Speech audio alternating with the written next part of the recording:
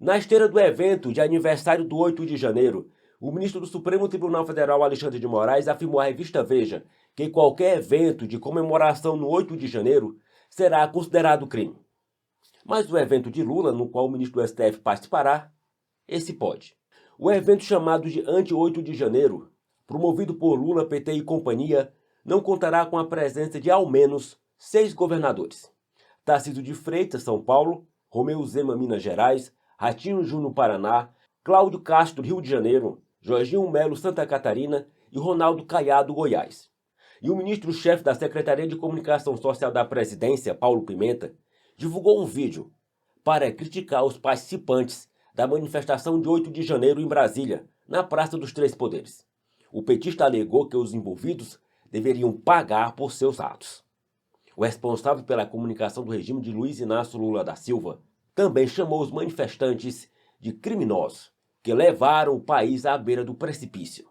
Ele ainda comparou o caso ao episódio em que manifestantes invadiram o Congresso Nacional dos Estados Unidos em 2021. No fim de sua declaração, o ministro defendeu a punição dos manifestantes e que não pode haver nenhum pacto de impunidade e todos precisam pagar pelos seus crimes, até para que sirva de exemplo. Acompanhe. Eu fico pensando às vezes, gente, a irresponsabilidade criminosa de quem patrocinou e organizou e financiou esse ato criminoso. Imaginem vocês se o chefe de qualquer um dos poderes tivesse autorizado a abrir fogo quando os poderes foram invadidos. Porque isso é um protocolo internacional. Não? Um bando de pessoas, né, passam a quebrar a Suprema Corte. Lá nos Estados Unidos morreram quantas pessoas no Capitólio? 6, se eu não estou enganado. Além de vários outros feridos.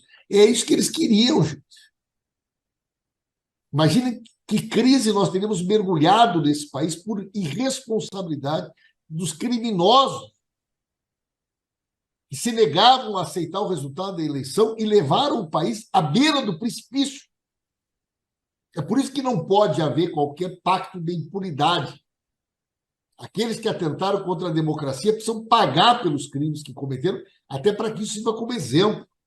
O renomado jurista Dr. Ives Granda Martins publicou em seu Instagram um vídeo expondo a sua interpretação à luz do direito sobre os atos radicais de 8 de janeiro, que na próxima segunda-feira completará um ano. Diferente do entendimento do ministro Paulo Pimenta e do ministro do Supremo Tribunal Federal, Alexandre de Moraes, que chegou a afirmar que quem comemorasse o 8 de janeiro estaria incorrendo em crime por celebrar uma tentativa de golpe de Estado, o Dr. Ives Granda Martins rechaça a hipótese de golpe de Estado, já que, segundo ele, nunca houve na história do mundo um golpe de Estado sem armas, um golpe de Estado sem forças armadas. O jurista classificou a insistência por configurar aqueles atos extremistas como um golpe de Estado como mera narrativa. O Dr. Ives também citou países da África que foram submetidos a um golpe de Estado nos últimos anos. E como se deu isso? O professor de Direito argumentou que um grupo desarmado de civis fizeram uma baderna e terão de ser punidos por isso, mas frisou reiteradamente a impossibilidade absoluta de um golpe de Estado. Veja. Eu fico espantado como se fala numa tentativa de golpe de Estado. Foi um momento de manifestação política absolutamente sem razão. Um grupo que terminou, não se sabe se houve ou não infiltrados, porque não se conheciam os vídeos, mas que terminou numa quebradeira que absolutamente não se justifica, ou não se justificou a quebradeira da Câmara dos Deputados, quando era presidente Michel Temer, feito pelo pessoal de esquerda, porque não é assim que se faz política. Mas, de qualquer forma, a única coisa que seria rigorosamente impossível seria um golpe de Estado. Não tinham nenhuma arma, encontraram uma faca com um deles. Não havia nenhuma preparação militar. Todas as Forças Armadas, que muitas vezes eles pediam em as portas dos quartéis, diziam com toda tranquilidade: respeitamos a opinião, mas não tomaremos medida nenhuma. Eu vinha dizendo desde agosto do ano passado, melhor, desde agosto de 2022, que não haveria a menor possibilidade de golpe, porque as Forças Armadas não entrariam nunca num golpe de Estado. Eu dizia com um certo conhecimento, uma certa autoridade sobre isso, porque professor emérito da Escola de Comando de Estado-Maior do Exército, dava aulas para aqueles coronéis dos quais saíam os generais no fim do ano, e dava aula sobre direito tributário, sobre direito constitucional, melhor dizendo. Sabia perfeitamente a mentalidade deles, que jamais as Forças Armadas tomariam qualquer medida contra a lei. Até porque o curso no qual eu comecei a dar aula em 1990 até 2022 foi criado em 89, logo depois da Constituição, para preparar os militares que iriam para o generalato nas 3 armas sobre problemas nacionais e problemas internacionais. Por isso eu, um professor de Direito, fui convidado em 90, recebi o título de professor emérito em 94 e lecionei até 2022. Por que eu digo isso? Porque não há golpe de Estado sem armas. Não há golpe de Estado sem tanques. Vou dar um exemplo. Nos últimos 5 anos, nós tivemos algo que impressiona. 8 países da África, 8 deles, tiveram golpes de Estado. Isto é, Níger, Sudão. Estou procurando aqui no meu caderno quais são os países que tiveram golpe de Estado. Burkina, Guiné, Níger, Gabão, Sudão, Chad, Zimbábue e Mali. Todos com forças armadas, todos com tanques na rua, todos com soldados. Um grupo desarmado, de civis, sem nenhuma passagem pela polícia, a grande maioria deles fizeram uma baderna, teriam que ser punidos por isso. Protestaram de uma forma irracional, teriam que ser punidos por isso. Mas o que eu queria dizer é o seguinte, como um amante da história, como membro da Academia Paulista de História, como tendo escrito livros, inclusive um deles é intitulado O Estado, à luz da história, do direito e da filosofia. E sei perfeitamente que não haveria a menor possibilidade de um golpe de Estado. Mais do que isso, não havia nenhum atentado violento ao Estado de Direito por um grupo de civis que, enfim, desarmados, não teriam força nenhuma, porque não tinham apoio dos 330 mil homens que constituem as Forças Armadas do Brasil.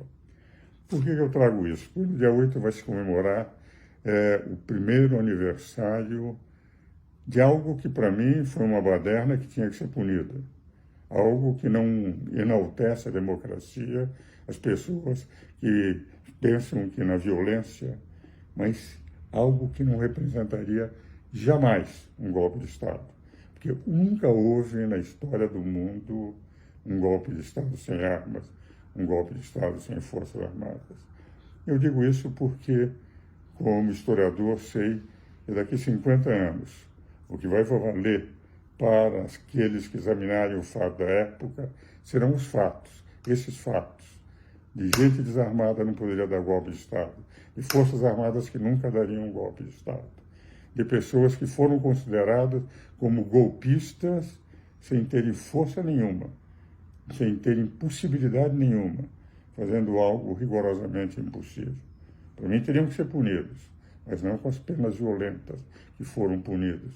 Teriam que ser punidos como baderneiros, mas jamais com penas de 17 anos e algo semelhante, por entenderem que estavam pondo em risco a estabilidade da democracia brasileira, detendo, na verdade, um grupo de pouco mais de 100 soldados conseguiram afastá-los da bagunça e tinha um deles, segundo eu li nos jornais, eu estou apenas reproduzindo o que eu li nos jornais, como grande arma, uma faca.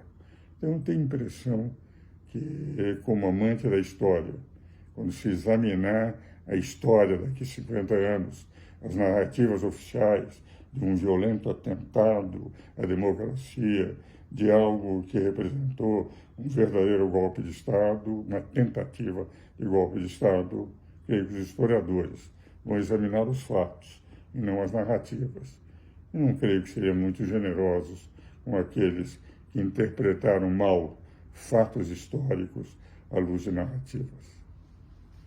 Com relação à cerimônia organizada pelo chefe dos três poderes e idealizada por Luiz Inácio Lula da Silva, que marcará o ano dos atos de 8 de janeiro, intitulada Ato Democracia Inabalada, que será realizada na segunda-feira 8, no Salão Negro do Congresso Nacional, levou a senadores da República a se manifestarem. O líder da oposição no Senado, Rogério Marinho, divulgou nesta quinta-feira 4 um manifesto público assinado por 30 senadores em resposta ao evento. O documento assinado pelos senadores cobra investigação independente, acusa o presidente Lula de omissão, chama o evento de abuso de poder e diz que a prática de atos excepcionais por um poder com a justificativa de proteger a democracia precisa ser urgentemente estancada. Os parlamentares expressaram preocupação com as falhas do governo federal em conter esses atos e levantam sérias questões sobre a eficácia das medidas tomadas. Segundo o documento, essas falhas podem ser interpretadas como uma lacuna na capacidade do governo em antecipar e lidar com situações de desestabilização, comprometendo a segurança pública e a credibilidade das instituições responsáveis por garantir a ordem e a paz social. Em relação à declaração de Lula de que a democracia é relativa, os senadores discordaram veementemente. Eles fazem uma série de críticas aos abusos de poder e citam inquéritos do Supremo Tribunal Federal, que investigou ameaças e fake news contra a Corte e seus ministros, assim como as milícias digitais. Os senadores encerram o manifesto com um apelo pela tolerância e contra a perseguição daqueles que têm opiniões diferentes, ressaltando que é fundamental todos viverem em um ambiente de respeito e diálogo.